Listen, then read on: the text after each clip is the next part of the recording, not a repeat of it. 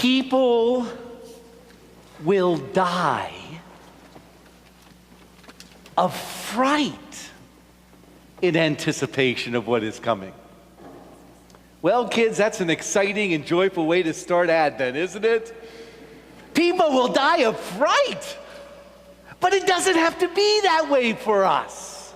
Jesus is very explicit. That doesn't have to be us. We can stand erect with our heads held high, for our salvation is at hand. Or we could die of fright. Choice is ours. I choose the latter. I choose to place myself in trust in God's loving hands, to trust in His mercy, His goodness. Today we begin a new liturgical year. Cycle C, we're in Luke's gospel now. And it is the season of Advent. Advent comes from the Latin word adventus, which means coming, which is a translation of the Greek word parousia, which also means coming.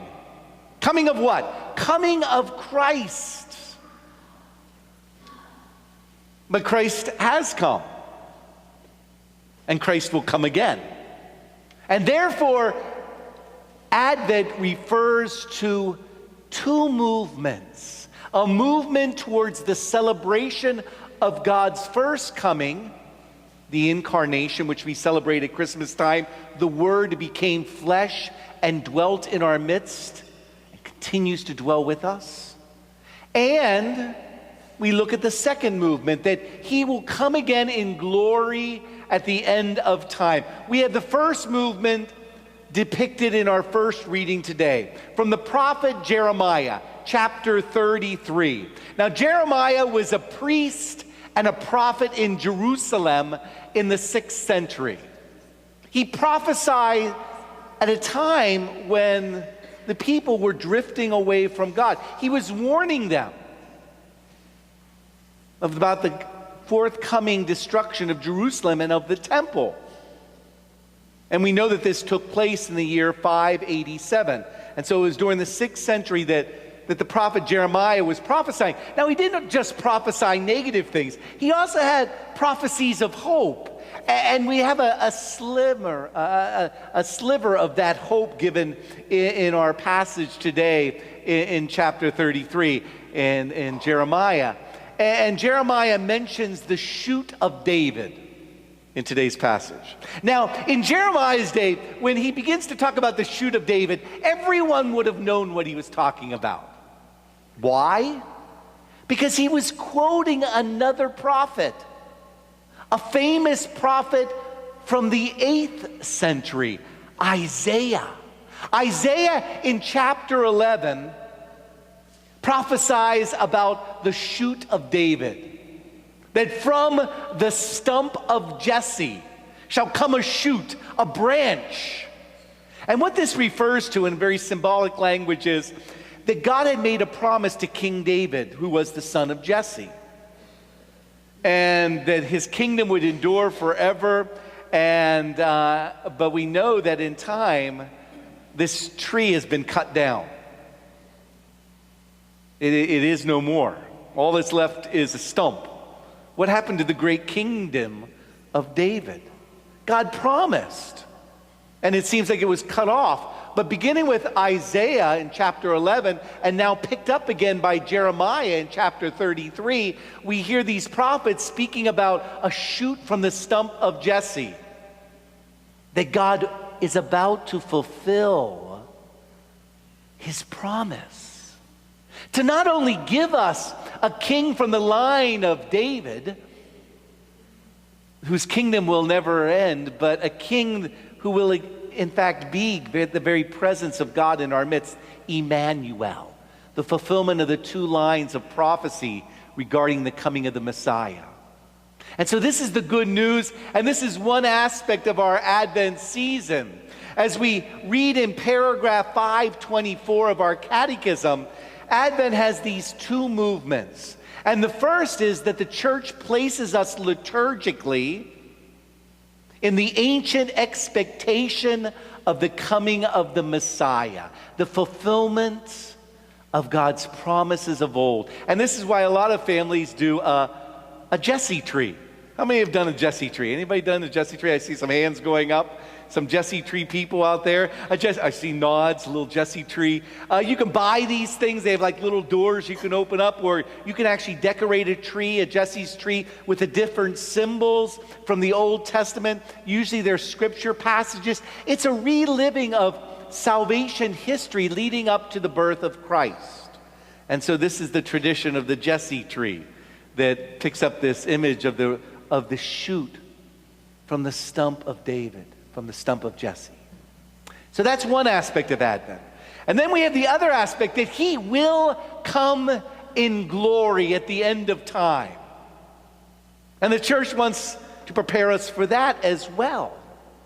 Wants us to ardently desire it, as we read in paragraph 524 of the Catechism.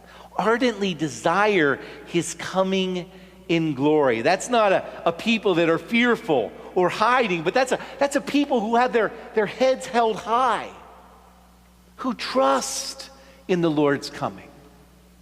Now, make no mistake about it, there's a warning with his coming. We need to be prepared. And so at the beginning of every Advent season, the church tries to wake us up, that we need to be prepared. Our Lord, in Luke's gospel today, in the passage from the great Olivet Discourse, has a unique warning, and he gives us some steps, some things that we can do to prepare ourselves for his coming in glory at the end of time. And he lists them as three. There are three ways that we not be trapped, that we not be caught slumbering. And those three ways are, first, that we can't be caught carousing. Now, in the Revised Standard Version, they use the word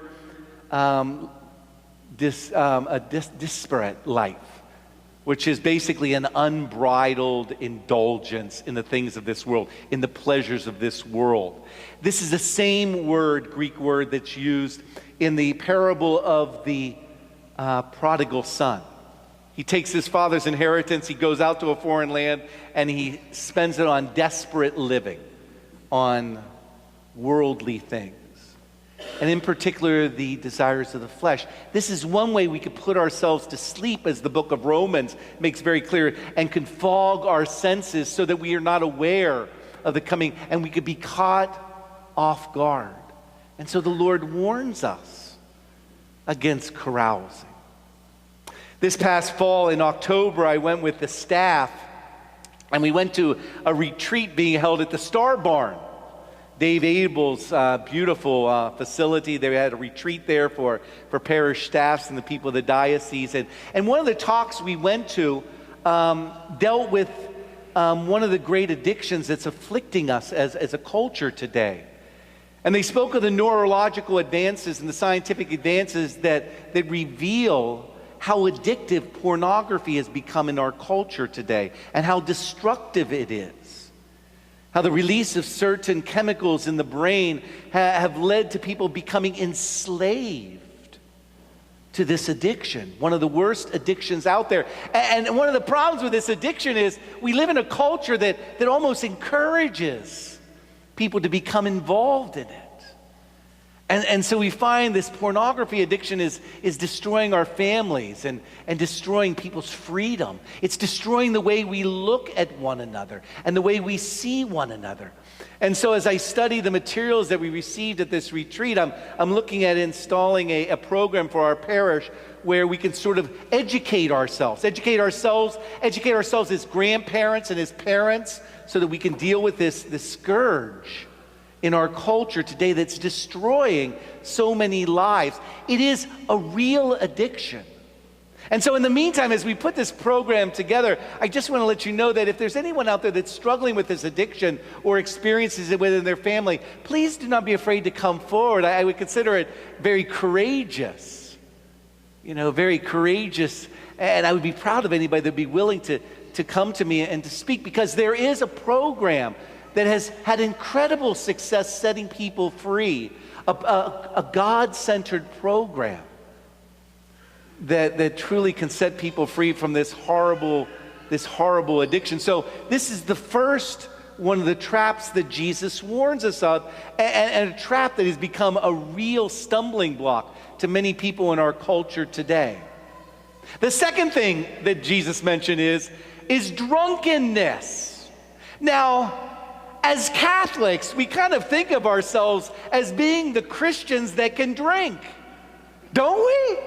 Don't we kind of advertise ourselves? Oh yeah, we're the Christians that drink alcohol. And there's no doubt about it. We believe that we can drink temperately. But that's not what the Lord is speaking about. The Lord is speaking about drunkenness. We're talking about addiction. And that's a plague also in our community. Speaking as a recovering alcoholic, I can tell you that it does not bring glamour to the church whenever we get drunk. And so there are incredibly God-centered programs that can set us free. The Lord doesn't want us to become enslaved in a way of life that blinds us. Drunkenness dulls our senses. It prevents us from thinking straight. Let's face it, every sin out there is an irrational action.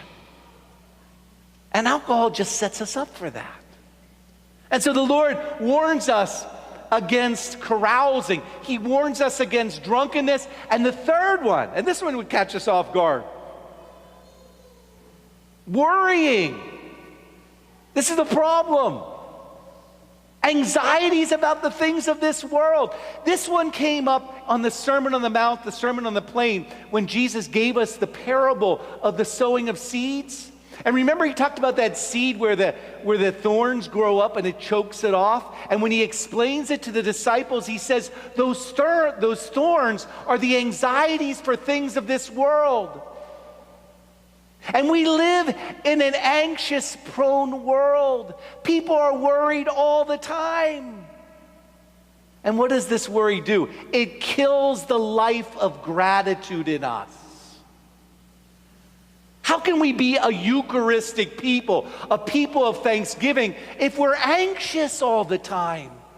This blinds us to the coming of God's blessings in our midst. And so the Lord gives us these three ways to avoid becoming trapped so that we miss his coming. These three things keep us from standing tall with our heads erect as we trustingly wait for the coming of the Lord. The final thing he mentions is that we should keep vigil. Now, we're all familiar with the spiritual practice of fasting. Fasting from food, which is a very powerful spiritual tool. But people also fast from sleep.